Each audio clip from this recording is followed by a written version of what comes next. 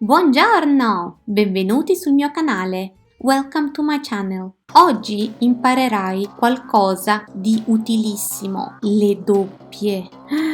Today you will learn something very useful, how to pronounce the double consonants. This is a very important topic, not only if you want to pronounce words correctly, also because some of the words change meaning according to how to pronounce them. Alcune parole cambiano di significato se le pronunci con la doppia o no. Let's start with an example. Iniziamo con un esempio. Casa significa house, cassa significa box. Proviamo insieme. Let's try together. Casa, casa, casa, cassa, cassa, cassa. It may sound very similar to you. I can assure you that there is a big difference to Italian ears. But don't worry, non ti preoccupare. You are going to learn it with me. Lo impareremo insieme. We are going to learn it together. I suppose that the word casa is quite easy for you. What is difficult is the double consonant. So I'll help you pronounce that. Cassa, cassa, cassa.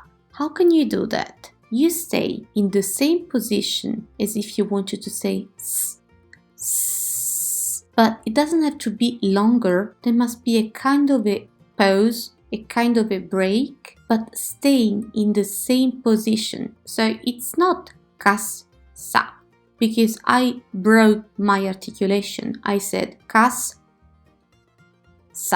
So I just made twice the sound, which is not correct, but don't worry. So the right way to do it is to put your mouth in the right position for the letter, and you know how to pronounce it. S, s. Then instead of saying cassa, you say cassa. So I don't break, let's say, the articulation I was doing. So what I do is cassa, cassa.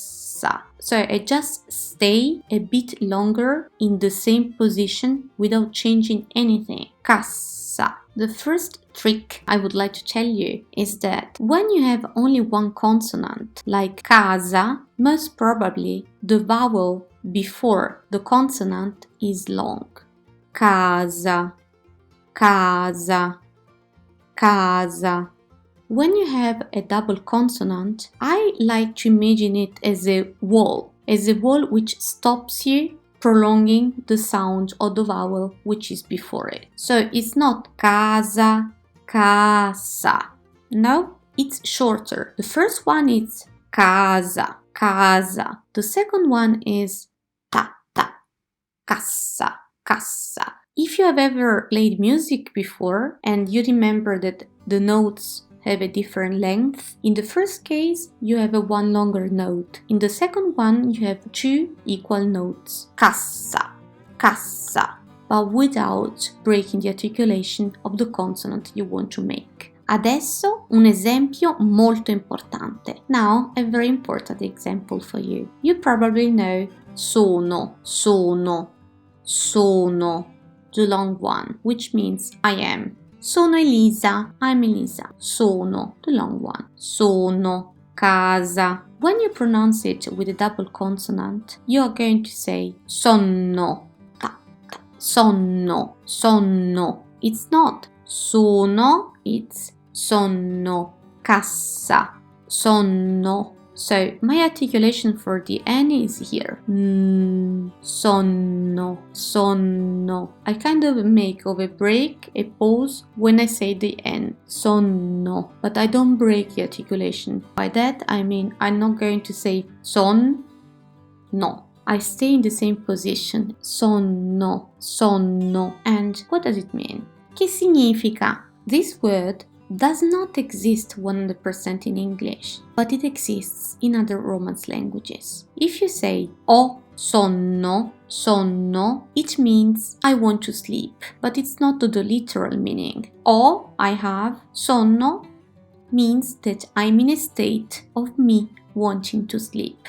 It sounds complicated, but I want to give you an example in French and in Spanish, if you know them. Tengo sueño, ho sonno. In French, j'ai sommeil. Now, if this construction doesn't exist in your native language or any language you know, don't worry. Sometimes when we learn expressions or constructions which do not exist in our own language, we just have to understand when to use them. So next time it's quite late or it's during the day and you feel like sleeping, you can say ho sonno. It's just a matter of fact. It doesn't mean I'm going to sleep, it just means I want to sleep. Now we are going to train more, but don't worry, there are a couple of words where you really should try to pronounce the double consonant. There are other words where the meaning doesn't change if you pronounce one consonant or two. But once you learn how to make a double consonant, you can apply it to all the words so that your pronunciation is like you want it to be. Come un italiano o un'italiana, like G1 of an Italian. Pala, palla, pala. This is easy, but it's not very useful. It means shovel, shovel. So most probably, when you want to say this word, you mean palla, palla. Palla. Palla means ball. For example, the one children play with. But it's also used for some sports. Tono, tonno. Tono, tonno.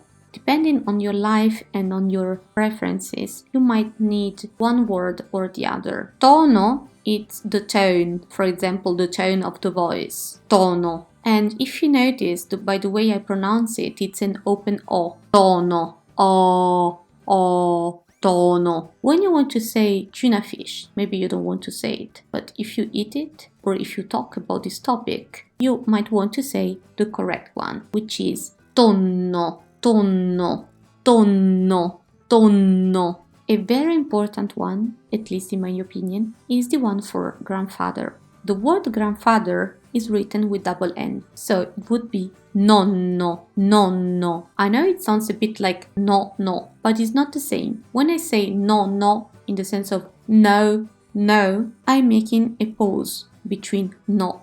In this case, I have to remain with the same articulation, the same position, just for longer, and I have to have two equal syllables. Nonno, nonno. So if you look at my mouth, I do not change the articulation. I say nonno. This one is grandfather. If you say nonno, it means ninth. Yes, so number 9, but like the ninth. It's not very useful, nonno, unless you are talking about sports. If you want to say someone who arrived at the 9th place, or if you're talking about on which floor you live. Nonno, grandfather. Nonno, 9th. Now I'm going to tell you one that you really should master if you want to avoid embarrassing situations. When you want to say how long you have been studying Italian or how long ago you went somewhere, you might want to use the word anno, anno, which means year. Anno, anno, nonno, tonno, the same. Anno means year. If you say it with one N, I understand it's very easy. You would be saying a part of the body you do not want to mention usually when you talk to people. Another word that you really don't want to mess up is the word penne, penne. A pen, penna, penna, penna. Penna means pen, but also the type of pasta, if you know what I mean. If instead of saying penna, the singular, you say pena, you would be saying a word which stands for sufferance or punishment. So it's quite different. Pena, punishment, penna, pen. In the plural, it's even worse, because if you say pene, it's either the plural of punishment, which is not very nice anyway, or it's a part of the body you don't want to mention when talking to people, most of the time at least, and it's the male part. So you want to be saying penne, which means pens, penne, penne, penne. It's very important, so try to remember it. Are you repeating with me? Ripeti con me? Because when you hear something, you can understand it. But doing it with me is different. Are you trying? If not, rewind me and let's do it together. I will say the 3 words you really need to remember. Penne, penne, penne, pens. Sonno, sonno. That was the word for sleep, kind of. It cannot be translated 100% into English, but you can say ho sonno, and anno, anno. Ha 5 anni, ha 5 anni. She's 5 years old. Ha 5 anni, the plural form. Un anno, 1 year. 2 anni, 2 years. 5 anni, 5 years. And now some other words which change meaning whether you pronounce it with double consonant or not. They are not as crucial as the ones that I've just told you, but if you learn with me the double consonant, then you can apply it to any word which have double consonant. Fatto, fatto, fatto, fatto. It's not fatto, fatto, fatto. So you stay longer with the same consonant. Fatto, fatto, fatto. Fatto means a fact or also done. So you can ask me, Elisa, did you do it? Sì, l'ho fatto, fatto. Or if you just want to say fatto, it's an informal way to say done. If you say fatto instead of fatto, it means fate, the fate. If you say fatta, fatta, done, it means done, but it's referring to feminine things. If you are new to Italian, don't worry about that. Just try to repeat the sound fatta, fatta. If you said fata, so with a longer vowel sound, fata, it means fairy. So nothing bad, but maybe it's not what you wanted to say. Another one which is important, but not crucial, is notte, notte, notte. Notte means night. Buonanotte, good night. Buona, good, notte, night. If I say note, I'm talking about music notes. Note. No, unless you're a musician, most probably you're going to say notte, notte. Another word which is important is città, città. This word is a bit difficult because this word is stressed at the end. Città, città. And it means city or town. Città. So it's quite important word. Una parola importante. If you say città instead of città, you not only don't pronounce the double consonant, but you change the stress. You're going to use the word that we use for Tarzan's monkey. So you do want to say città, città. Now we are going to say, repeat it aloud with me. Sì? Ripeti con me? Some other important words which do not change their meaning if you don't pronounce the double consonant, but are quite common words, so it would be good if you pronounce them with double consonant. Ripeti ad alta voce con me? Are you going to repeat aloud with me? Basso, basso, basso. Basso means short or the bass, the instrument. A very important one is messo, messo, which is the past participle of the verb to put. And if you say ho messo, it means I have put or I put. So quite an important verb. Messo, messo, messo, messo. Tosse, tosse, tosse. Tosse means cough. Tosse, tasse, tasse, tasse, taxes. Now I'm going to use a couple of words which contain an R. I know that for some people R are scary or difficult to pronounce. But don't worry, in Italy, not everyone is able to pronounce the R the way you often hear it. So not everyone in Italy says R. So don't worry, it's normal for Italian to hear R, and many other variations. So this is not what is going to be a problem, not at all. So just pay attention to the double consonant. Russo, russo, russo, Russian, either a man or the language. Russo, rotto, rotto, rotto.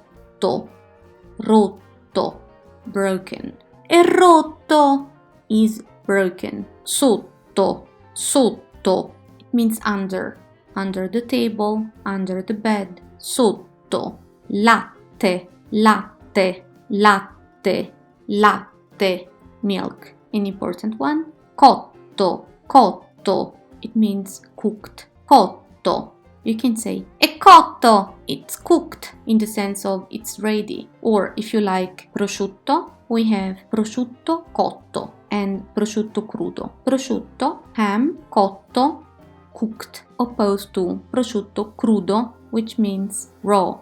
Detto, detto, detto, it means said. For example, ho detto, I said. Ho detto. A very important one now, tutto, tutto, tutto. It means everything if you use it as a pronoun. For example, mangio tutto, I eat everything. For example, when I want to say that I don't have any problem eating anything. Tutto. Why is it important? Because tutto is one of the most used words in general. For example, tutto il giorno, the whole day. Tutto has more than one meaning, especially if you want to translate it into other languages. It means everything, and if you combine it with nouns, means all or the whole. Adesso ti vorrei dire il più difficile. Now I would like to tell you the most difficult one to pronounce. If you say capelli, capelli, it means hair. Capelli. So you have one P, so capelli, but you have a double L. Capelli, capelli, capelli, capelli. If you want to say hats, which is not very common, but you might hear it or you might want to say it anyway, it's cappelli, cappelli, double P, double L, cappelli, cappelli, cappelli, cappelli. L'ultima cosa che vorrei dirti, the last important thing I would like to tell you, is that in Italy, not everyone pronounces words in the same way. For example, the words I used at the beginning, casa, cassa. They are easy to recognize in a way because casa, apart from the fact that it's longer, the A is longer, casa, you hear that the S is pronounced Z, casa. Whereas when you say cassa, box, you say S, casa, Z, cassa.